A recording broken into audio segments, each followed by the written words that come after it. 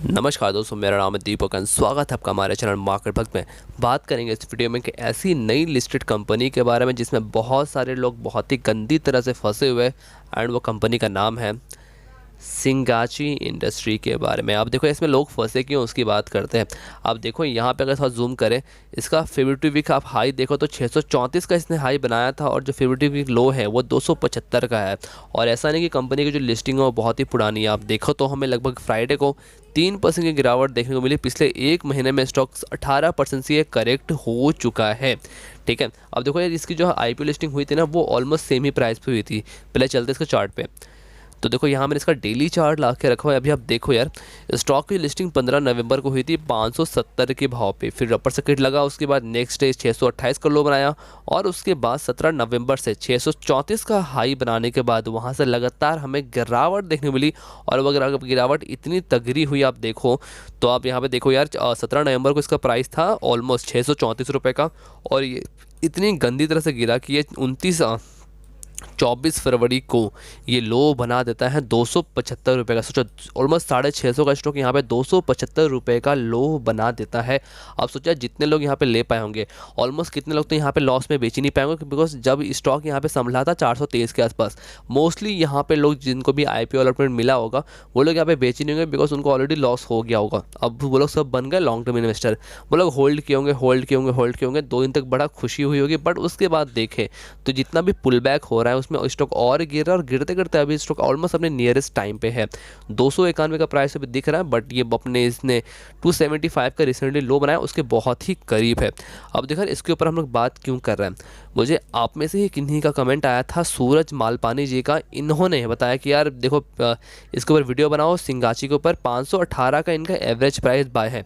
अभी देखो यार 518 का एवरेज बाय है, एवरेज बाय यानी कि इन्होंने गिरावट के बाद भी यहाँ पे माल खरीदा होगा और ऐड किया होगा, यानी कि और एवरेज क्या होगा। यार मैंने हाल ही में कहीं पढ़ा था कि यार किसी कंपनी को इतना भी एवरेज मत करने लग जाओ कि एक टाइम पे आपको लगेगी आप कंपनी के मालिक ही बन गए। बिकॉज देखो is by the deep is not a good deal, right. आप कितनी भी कंपनी कितना गिरे, स्पेशली ऐसी कंपनी जिसका कोई चार्ट में कुछ ज़्यादा डेटा है नहीं, फंडामेंटल के वैसे में मैं नहीं कह रहा हूँ, बट टेक्निकल बेसिस पे यार कुछ है नहीं। आप कितना पेशेंस करोगे, आप खुद देखो 518 का इनका एवरेज बाय है और अभी उस कंपनी का भाव वहाँ से लगभग मतलब खतरनाक गिरा। आप देखो तो 518 का भाव होगा ऑलमोस्ट इसकी भी ऊपर, मतलब क्या बोलूँ, इसके तो बहुत ही ऊपर की तरफ है। इसका अगर हम हाई से कंपेयर भी करें तो लगभग यहाँ से हमें 44% की गिरावट देखने को मिल रही है और ये कितना नीचे गिरेगा नोबडी नोस। ठीक है, स्टॉक कंटिन्यूसली यहाँ पे गिर रहा है। तो देखो यार जितनी भी ऑलरेडी बाय पोजीशन बनी है उसको फिलहाल फ्रेश पोजीशन के लिए जितना हो सके दूर ही रहो, और पोजीशन बनी हुई होता है जितना ऊपर आए लॉस लेकर बुक करो। कंपनी कितना नीचे जाएगा क्या होगा चार्ट पे बिल्कुल भी नहीं है।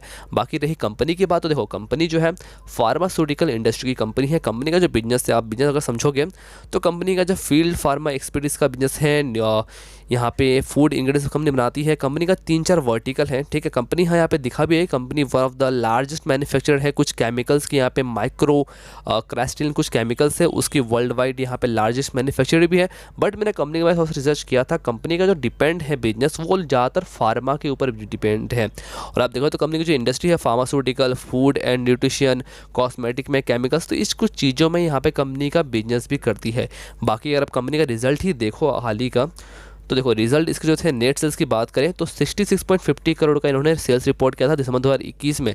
और आप देखो तो कंटिन्यूसली हमें यहाँ पे सेल्स भी इनका बढ़ते हुए नज़र आ रहा है। आप देखो अगर नेट प्रॉफिट की बात करें तो नेट प्रॉफिट देखें तो लगभग दिसंबर 2020 में 6.84 करोड़ का था, वो लगभग 9.44 करोड़ हुआ और इस बार लेटेस्ट वाले में 9.30 करोड़ का इनका नेट प्रॉफिट है। मतलब देखो कुछ हद से यहाँ पे हमें नेट प्रॉफिट भी बढ़ते हुए नज़र आ रहा है।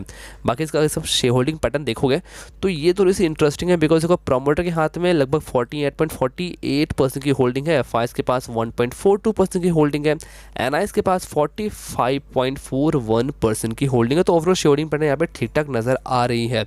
आप देखो तो यहाँ पे म्यूचुअल फंड बिल्कुल भी नहीं है और 7 एफआईएस के पास 1.42% का इस जगह। तो ओवरऑल यार शेयर होल्डिंग पैटर्न मुझे अभी के लिए तो ठीक लग रही है, बट टेक्निकल बेसिस पे मुझे बिल्कुल भी स्टॉक सही नहीं लग रहा है। और जितना हो सके एवरेज तो करना बिल्कुल भी नहीं है, बिल्कुल भी ऐसा एवरेज मत करो ताकि आपकी एक ही कंपनी पे आपका सारा होल्डिंग डिपेंड हो जाए।